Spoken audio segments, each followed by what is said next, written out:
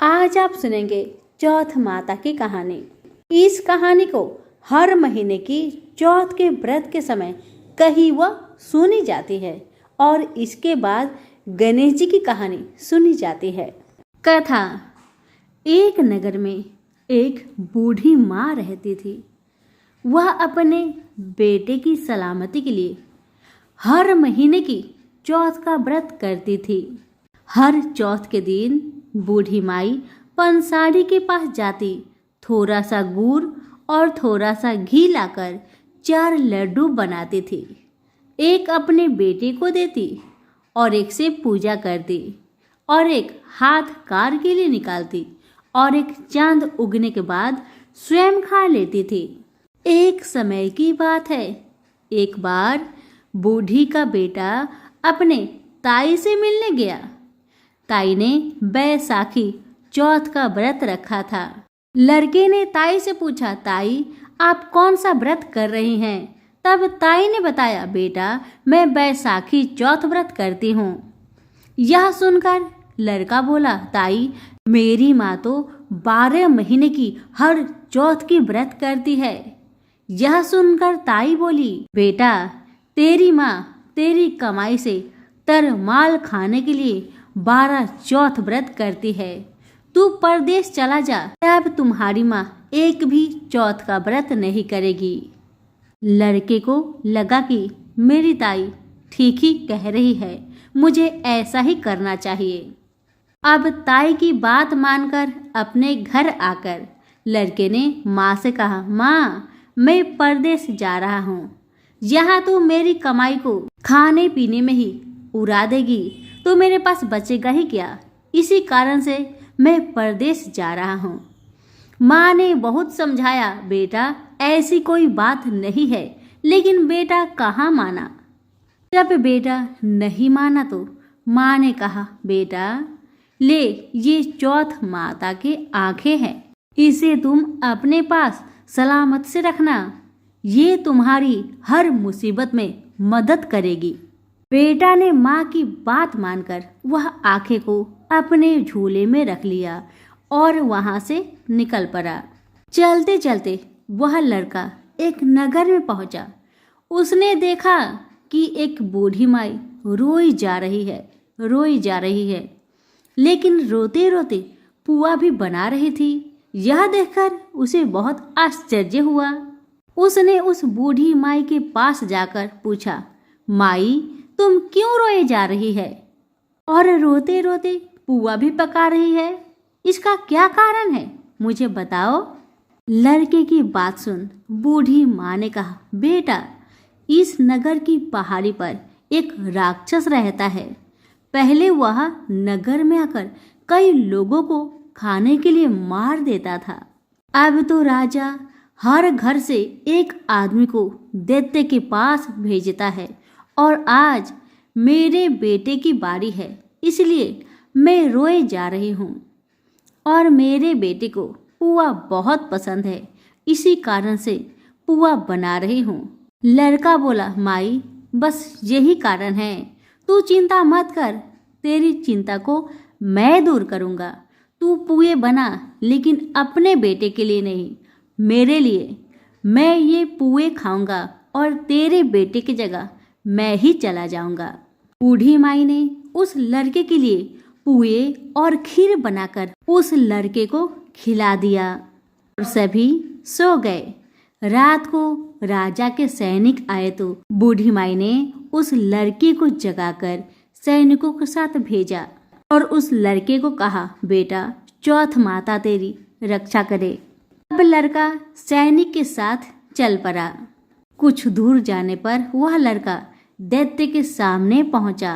अब लड़के को अपनी माँ की बात याद आई कि माँ ने उसे चौथ माता के आंखें दिए थे और माँ ने कहा भी था, ये तुम्हारे मुसीबत में तुम्हारी काम आएगी।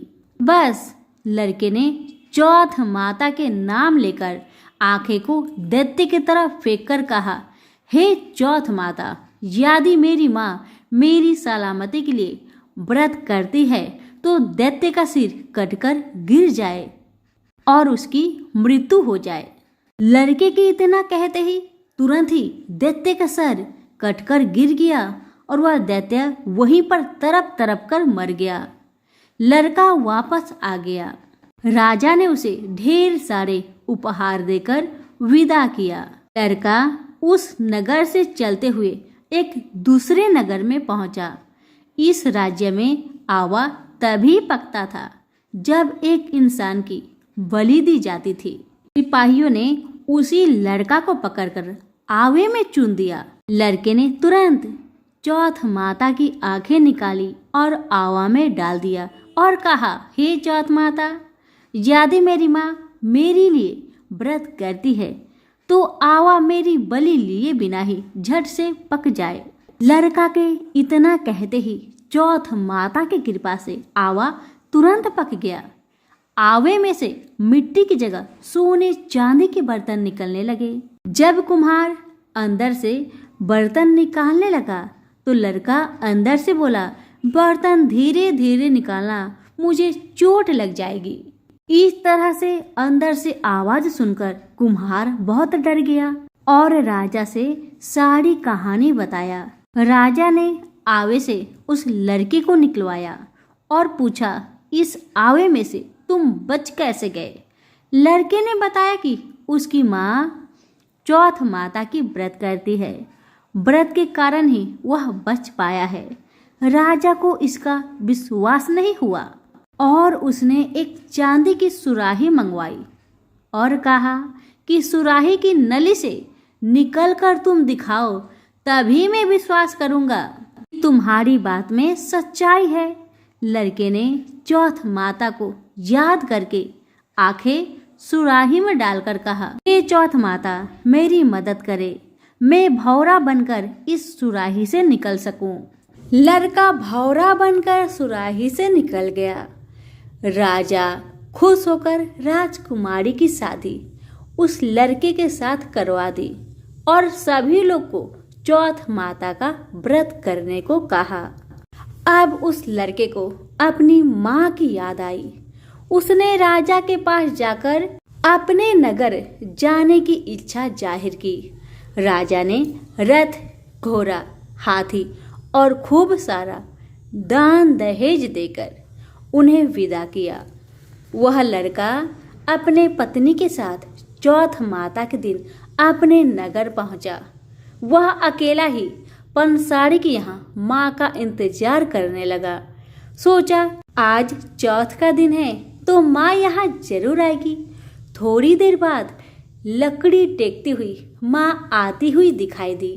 उसकी माँ की आंखों में जाले आने के कारण कम दिखता था।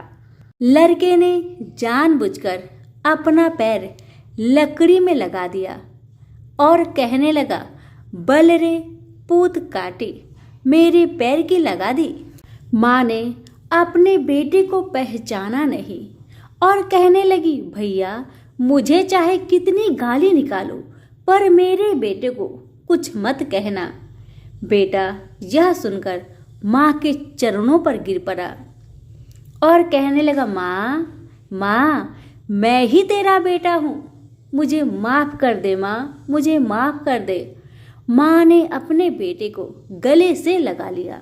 नगर के लोगों ने विश्वास नहीं किया कि वह उसी का बेटा है। बूढ़ी माँ ने चौथ माता को याद करके कहा, हे माता, यदि मैं अपने बेटे के लिए व्रत करती हूँ तो मेरे स्तन में दूध भर जाए और उसकी धार मेरे बेटे के मुंह में गिरे। इतना प्रार्थना करते ही माँ के स्तन से दूध की धार निकलकर बेटे के मुंह में गिरने लगी। लोग चौथ माता की जय जयकार करने लगे। उस नगर के सभी लोग चौथ माता का व्रत करने लगे। हे चौथ माता, जैसे आपने बूढ़ी माँ और उसके बेटे की सहायता की, वैसे हमारी भी करना। कहानी कहने वाले, सुनने और हुक्कारा भरने वाले पर अपनी कृपा सदा बनाए रखना। तो सभी प्रेम से बोले, चौथ माता की जय हो।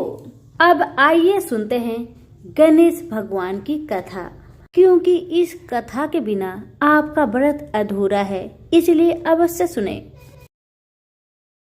सभी प्रेम से बोले गणेश भगवान की जय हो।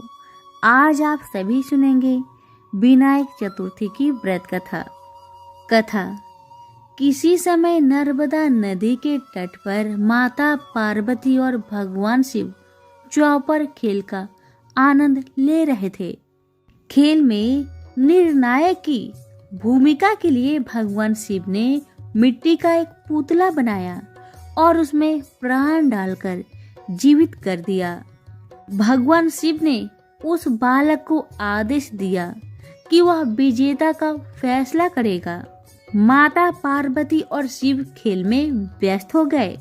माता पार्वती और भगवान शिव के बीच में 3 बार चौपर का खेल हुआ, जिसमें माता पार्वती जीत गई, लेकिन बालक ने भगवान शिव को विजेता घोषित कर दिया।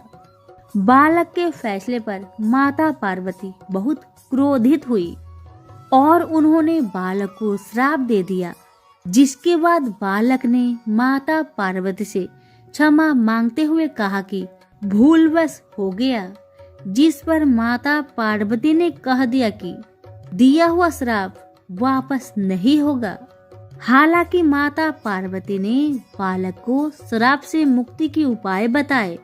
बालक द्वारा माता पार्वती से श्राप मुक्ति का उपाय पूछने पर उन्होंने कहा कि भगवान गणेश की पूजा के लिए नाग कन्याएं आएगी, तब उनके कहे अनुसार व्रत करना होगा, जिसके बाद श्राप से मुक्ति मिल जाएगी।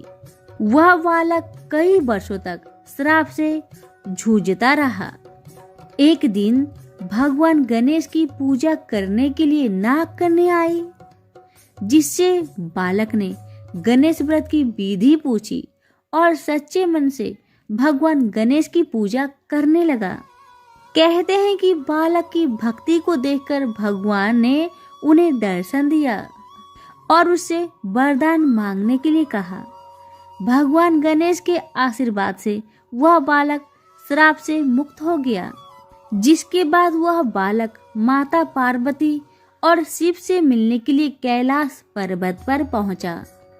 कहते हैं कि जब बालक भगवान शिव से मिलने कैलाश पर्वत पर पहुंचा तो भगवान शिव ने भी 21 दिनों तक गणेश व्रत किया, जिसके बाद माता पार्वती की शिव के प्रति नाराजगी दूर हो गई। भगवान शिव ने माता पार्वती को गणेश व्रत की विधि और महिमा के बारे में बताया। सभी प्रेम से बोले गणेश जी की जय हो।